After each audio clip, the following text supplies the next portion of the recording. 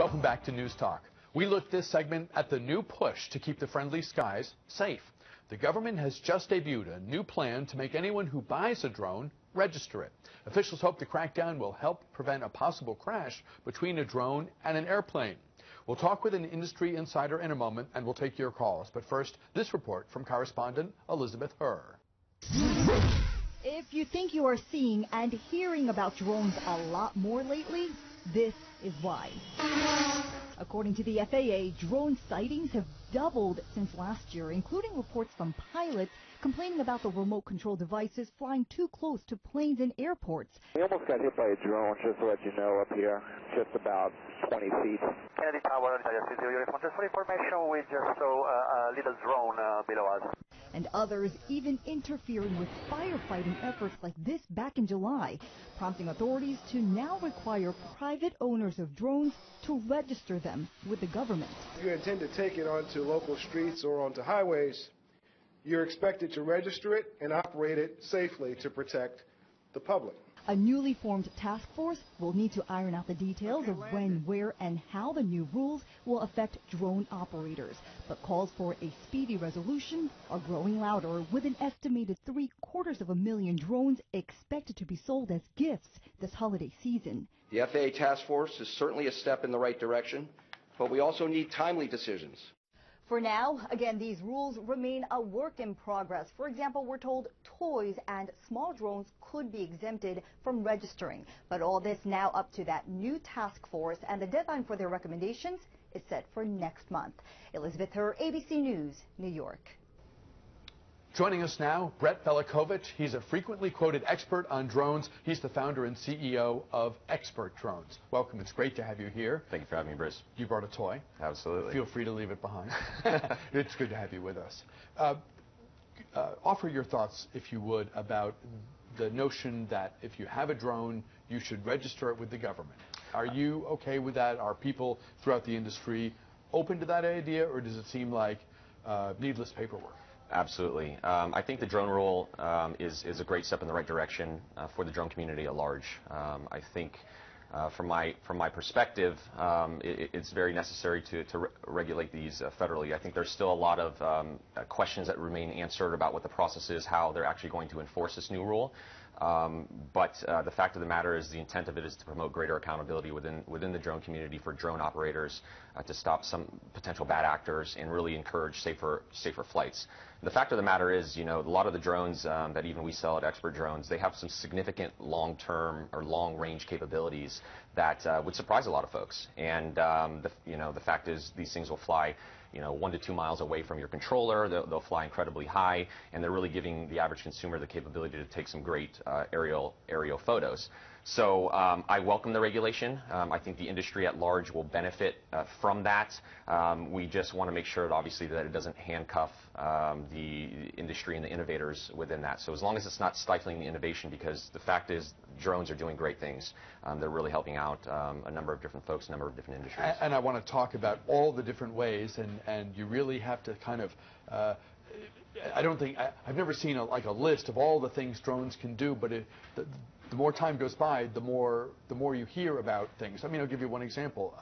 The ability to get medications to people who live in remote areas. I mean, there are so many things they can do. You've brought one, and one of the things that struck me from Elizabeth Herr's package was no two drones look alike. I mean, they obviously rely on common technology, but in terms of the particulars and the cosmetics, there are a seemingly infinite number of styles out there. Yeah, absolutely. You've got a number of different capabilities on each of the drones. I think folks that will purchase different drones not only look at the tech built inside it, the safety features that may exist, but also the look of it. Right here, this is a 3D robotics, a drone made by 3D Robotics called the Solo. It's one of the hottest sellers that we have, and it just has a really sleek look to it. But it also has a number of different capabilities that give the average hobbyist the ability to take some very interesting photos and do good things with it. You spoke a little bit about some of the great avenues now for utilizing drones in the humanitarian space for medical aid. There's a number of different use cases where drones are saving lives, that are doing great things not only in the United States but even overseas. And so the tech built within these drones now, the benefit of them is really going to outweigh any of the negativity of bringing them into the public space. All of the network news reports that I saw in the wake of the government announcement that going forward, drones above a certain size should be registered, they all, what was the point I was going to make? Completely lost my train of thought there. How dealt with the potential crash, the potential interaction with aircraft, and all those pilots saying they had one here, they had one there, and absolutely, it's a legitimate. That's an obvious problem in terms of a device getting sucked into an engine and causing a significant malfunction to an airplane with a couple hundred people on board. How do we reduce the chance of things like that happening? Well, it's a legitimate concern. You know, there's no doubt that more pilots are spotting them in the air. And that's simply because more people are purchasing, you know, drones that can fly that high. I think though, when you talk to most pilots, while it is concerning, most of them are worried about things like laser pointers or issues that right now we haven't really seen drones necessarily causing an actual incident, but that's not to say that they should not put the rules in place to ensure that an incident doesn't happen in the future, because public safety obviously is of concern. But I think the biggest issue is, you know, how are they going to decide, how is this new task force that's been created by the Department of Transportation and FAA going to decide which drone falls into that category of needing to be registered? I mean, right now, you know, this is a micro drone. This is one of the smallest drones that have a camera. You know, some people might look at this and think this is a toy, but this is actually a very, very powerful. It looks like a paperweight. Absolutely. Well, I mean, the reality is this is actually a very, very powerful drone. It's got a high-definition camera in it. It can fly hundreds of feet in the air. So do they say that that drone needs to be registered? I don't know. Or do they look at something like this, a drone that's in the $1,000 price point range that can fly miles away from the controller? And is this a camera right there? Absolutely. What kind of, is still or video or both? It takes video and it takes still photos, so you can actually capture some videos with it. You can fly it around the neighborhood. You can get into some interesting places necessarily without folks even knowing it's there. So Christmas comes early. Yeah, absolutely. How's the quality? Fantastic quality. I mean, the only difference between the smaller drones and some of the larger scale ones that we sell primarily is that the larger ones have what's called a gimbal. So when it's in the air and the wind's blowing, it'll actually stabilize that camera for you. So that's essentially what we even have here is a drone that has a camera stabilizer. I apologize for not having given out the number before. Let me do it now as we continue to talk with drone industry expert Brett Velikovich. 703-387 1020 is the number here. If you're watching live in the 11 a.m. hour, that's when we're able to take calls, and we always enjoy doing so. So if you have a question or comment about this, grab an open line right away. I'll get to as many calls as time permits. The number is posted to the bottom of the screen, 703-387-1020. So somebody comes in, they buy one, they take it out, they start playing with it. Is any safety training or just general operator training mandatory? I'm certain that you recommend it. Absolutely. Maybe you sell it. I don't know how any of that works. But, I mean, I guess the fear is that people with more desire to have fun than common sense will go home, plug it in, charge the batteries, and create issues for other people. Right. I think that a lot of the incidents that we're seeing on the news are happening because the folks that are purchasing the drones don't necessarily know that they're in restricted airspace, or they don't know that what they're doing is necessarily wrong. What we try and do with all of our customers is we provide them with quick guidance, rules for being able to fly safely. We take information from the FAA that says how hobbyists are legally allowed to fly drones. We provide them with as much information as we can, and there's quite a bit of information that's available online for folks to research before actually taking these out and putting them in the air. But now they're just so easy to set up that really the everyday consumer can take one of these things out of the box, hook it up, and have it flying within minutes.